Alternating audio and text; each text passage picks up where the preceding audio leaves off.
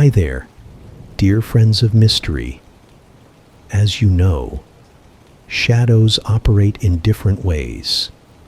But are they in our favor or against? I'm Mr. S, and today I will tell you a story, but it is not a fairy tale.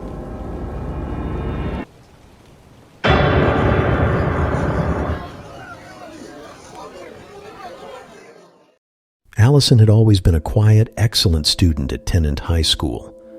Her friends, Tricia and Ashley, were quite the opposite, outgoing and always up for a laugh, especially when it came to boys. One afternoon during a break, the three girls huddled in the school bathroom, giggling as they read the scribbled phone numbers on the stall walls.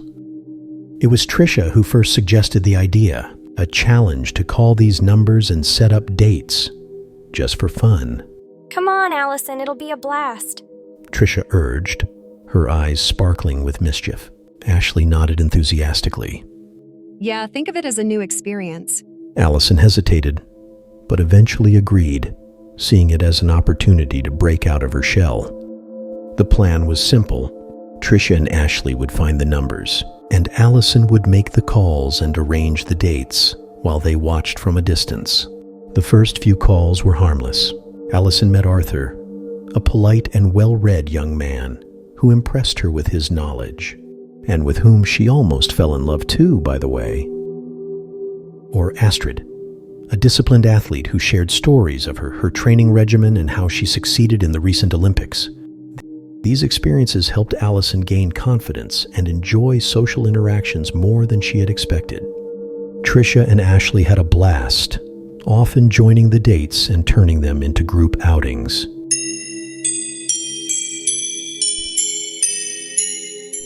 One day, the girls gathered in the bathroom, dialing numbers as usual.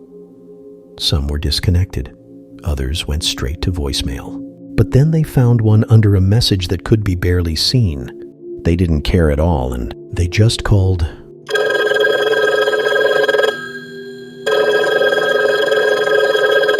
Hello, this is Ethan, Answered a pleasant, friendly voice on the other end. Alison, with her friends snickering behind her, invited Ethan out, pretending a friend had passed along his number. Surprisingly, he agreed. Okay, that works for me, he said with an amiable tone. Later that afternoon, Alison stood nervously at the corner near a well-known grocery store, the meeting spot they had agreed upon.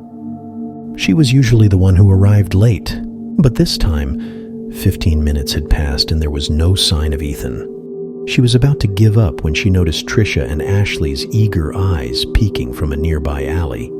Determined to follow through, she pulled out her phone and called Ethan. As the phone rang, a man in a green hoodie stumbled against the store's window, staring intently inside. Alison turned slightly, trying not to draw attention. The person looked like a drunk, slouched and unsteady. Unease settled in her stomach as she watched from the corner of her eye. To her horror, the person's phone rang in sync with hers, and the voice that answered sent chills down her spine. Hello, this is Ethan. Alison froze. As the figure turned and slowly walked toward her, the hoodie obscuring his face. Panic set in when she realized the person had no discernible features, just a blank, unnerving void where a face should be, her voice trembling.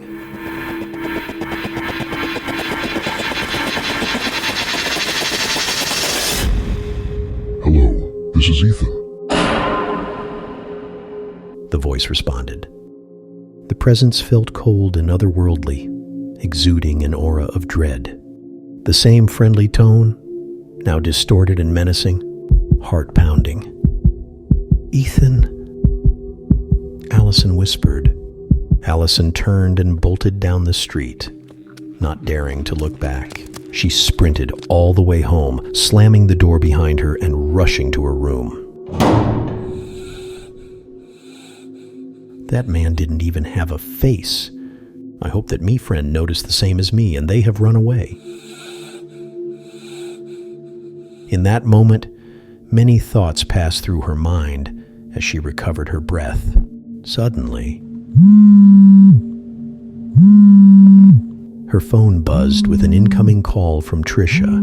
Relieved, she answered with her hands still trembling. Hello, this is Ethan. The voice on the other end repeated. Alison dropped her phone in shock, her blood running cold. How could it be Ethan? She tried calling Trisha and Ashley repeatedly, but there was no answer. Panic turned to dread as days passed with no word from her friends. Desperate, she reported the incident to the police, but the number she had dialed was untraceable. It simply didn't exist. Days later, new graffiti appeared in the school bathroom. Among the scribbles and doodles, one message stood out. Never call this number. Beside it, a phone number was scrawled in faint, eerie handwriting. And so, Alison's life went on, but always with the shadow of that terrifying experience by her side, and now without the company of her two best friends either. She never went back to being the shy, quiet girl she used to be. She had learned a terrifying lesson. Some calls shouldn't be made, and some numbers shouldn't be dialed. Bye.